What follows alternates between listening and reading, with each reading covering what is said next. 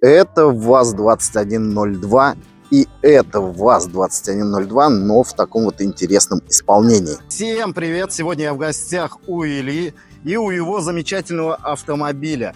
Привет, Илья! Привет! Расскажи немного о себе. Меня зовут Илья Гусаров, и вместе с моим другом Максимом мы построили такой замечательный аппарат. Это гриль-мобиль, находится в Саратове, и мы готовим в нем шашлыки, мясо, овощи и прочие прекрасные вещи. Это оригинальная машина, воссозданная из 2102, соответственно, состоит она из самой машины. И прицепа, который тоже сделан из двойки. А еще у нас есть здесь вот такая замечательная красотка. Тоже сделал твой друг, да? Да. Эту модельку я заказал как раз в подарок своему другу на день рождения, вручил.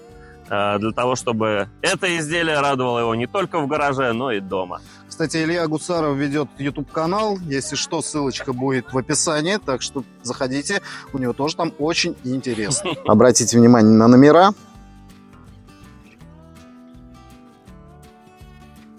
«2102» начали выпускать в 1971 году. И это была мечта любого автомобилиста, который занимался путешествиями, либо был просто дачником. Данный автомобиль был сделан на базе Fiat 124 Familiar. В переводе с итальянского означает «семейный». А это знаменитая ВАЗ-2101, копеечка, выполненная в 18 масштабе. Взял ее для сравнения. Сейчас посмотрим, какой двигатель у нее, и заглянем под капот данного автомобиля. Так выглядит двигатель в модели в масштабе 1.18, а так выглядит у настоящего автомобиля. Похож? Это салон модели. А сейчас посмотрим внутри. Заглянем в салончик. Ох ты! Вот так это выглядит. Все осталось как прежде. Тут даже книжечка лежит. Конечно же, розочка, куда без нее. Потрясающе. А запах? Запах еще тот. Тот советский. Как будто отправляешься куда-нибудь в путешествие к Черному морю, либо на дачу. Потрясающий автомобиль. Дверные карты у нас в коричневом цвете. Салон тот самый, из кожи зама. ВАЗ-2102 83 года выпуска верой и правдой служил людям когда-то, пока не попал в наши руки. Мы восстановили полностью кузов, переварили передние и задние лонжероны, проварили ванны в машине, потому что там было много дыр. Выбор пал вот на такой цвет, чтобы выделялся и был прям красивый. Понравился нам этот цвет.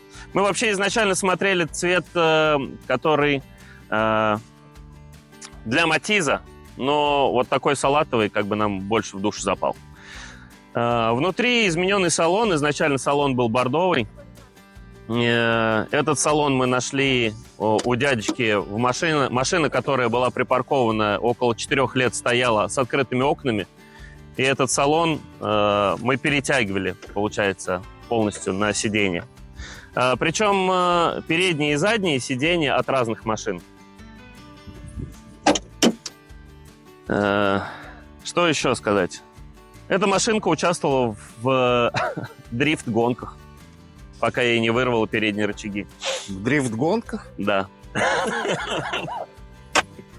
Обалдеть. Ну, не совсем долго, как бы это в одном сезоне мы только участвовали. Один раз, наверное. Поняли, что это, да, очень сложно для машины, потому что мы не профессиональные гонщики, и пару раз мы ее загнали в сугроб. Несколько раз чуть не вырвал колеса, и мы забили на это дело. Как бы сама идея пришла от того, что мы начали заниматься кейтерингом, и нам понадобилась такая машина, в которой можно все перевозить. Выбор пал на универсал. Вообще, как бы сама классическая вот эта машина очень мне нравится. И где-то в интернете увидел картинку прицепа, который в которой встроен смокер. Это американская машинка, это была. Сначала мы увидели, что в капоте мангал, наверное, видели все такие фотки. Вот, а мы подумали, что круто было бы такую штуку сделать в прицепе. Вот. И это уже, кстати, 4-й мангал, который здесь. 2 предыдущих были угольные, и они, от работы сгорели, потому что наше мероприятие проходит на большое количество людей, и очень много мяса пережарено здесь. Готовим здесь мясо, овощи, все подряд. Вот, сейчас мы сделали газовый гриль, он намного безопаснее, и в любом месте, соответственно, его можно включить, выключить и контролировать горение, то есть температуру. Когда мы делали прицеп, мы забирали машину из двора какого-то дедушки с дачи, она стояла там очень долго. Передняя часть была разбита, и мы отрезали ее ножом и делали в гараже своими силами. Пока мы не поняли, что делаем только хуже, и отдали это все в руки специалистов. Сначала нам делали примерно 4 месяца, когда обещали за 4 недели. После этого мы разорвали отношения с этим специалистом и отдали ее в руки профессионалам, которые занимаются джипами и строят сами машины. Они полностью весь кузов разрезали, переварили и поставили на основу от уже имеющегося зарегистрированного прицепа. Так что у этого изделия есть свой номер, и он вполне законный. По факту это навесное оборудование, оно крепится там на болтах. Пневму покупали с рук и сделали ее таким образом, чтобы можно было поднять отдельно перед, отдельно зад и отдельно прицеп. Пневма 4-контурная превратилась в 3-контурную, один клапан заглушили. В общем, ребята ставили специалисты, к которым ездят практически с ближних областей, ездят к нему.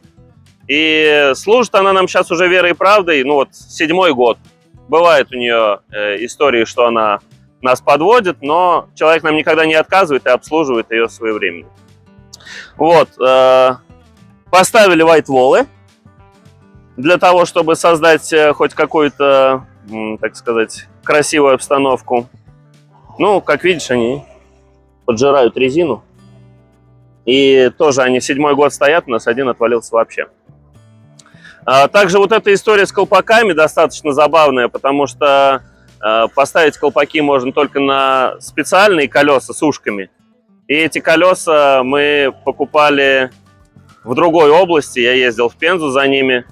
Мы их привезли, отшлифовали, отпескоструили, покрасили специальной краской, и так у нас появились красивые колеса. Вся проблема в том, что эти колеса надо ставить 6 их штук. Если комплект 4 штуки можно купить, то еще 2 сложнее.